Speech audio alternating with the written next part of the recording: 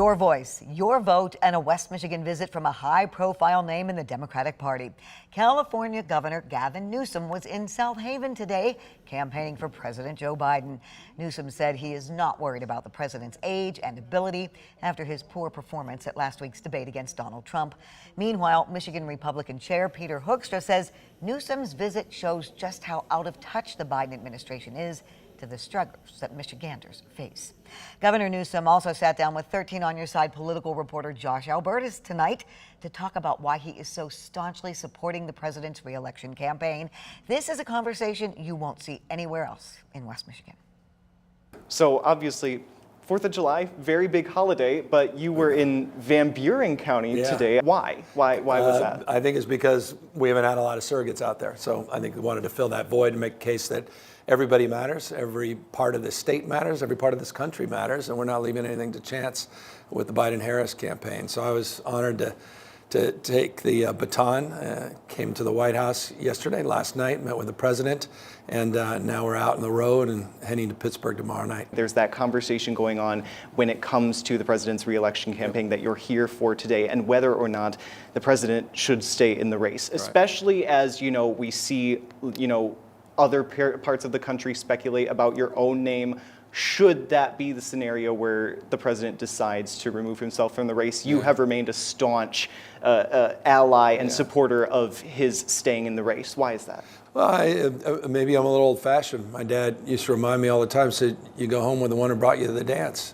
I don't turn my back because he had a tough debate, 90-minute debate, and turn my back to the accomplishments of the last 3.5 years. I've had the privilege, the pleasure of seeing the results firsthand in the largest state in our union, size of 21 state populations combined, California, the 10th pole of the American economy in terms of jobs, and one of the fastest and largest GDPs in the world. And so I've just seen the benefits of the CHIPS and Science Act. I've seen the benefits of the infrastructure investments. I've seen the transformative benefits of the most significant climate policy in my lifetime. I've seen the benefits of a president that's worked across the aisle in a bipartisan way to pass many of those bills I just represented, and someone that I think is got a lot left in the tank in terms of being able to deliver policy, principles, values, character.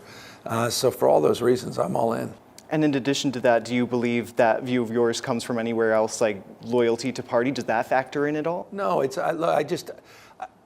care about accomplishments. I care about getting things done. We're so consumed in politics particularly, it's become so performative. It really has. I think one of the frustrations we have with politics and politicians for that matter, it's all style, no substance. It's entertainment. It's sort of, the weaponization of grievance. It's just, putting, waking up and sort of, putting a crowbar in the spokes of the wheel of the other party. And nothing ever gets done. There's no real progress.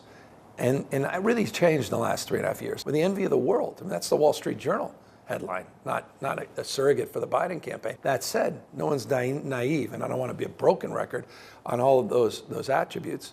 The stacking of stress, the polarization that we've all been through, COVID, issues of inflation, the inflation scars despite being down 2/3, and now we're turning the corner on inflation. I get that's real, and so that's what we've got to overcome, and we've got to mind this gap between performance and perception, and that's what surrogates are about. That's why we're out in the campaign, but I'm about results, and so I'm just a little more old-fashioned.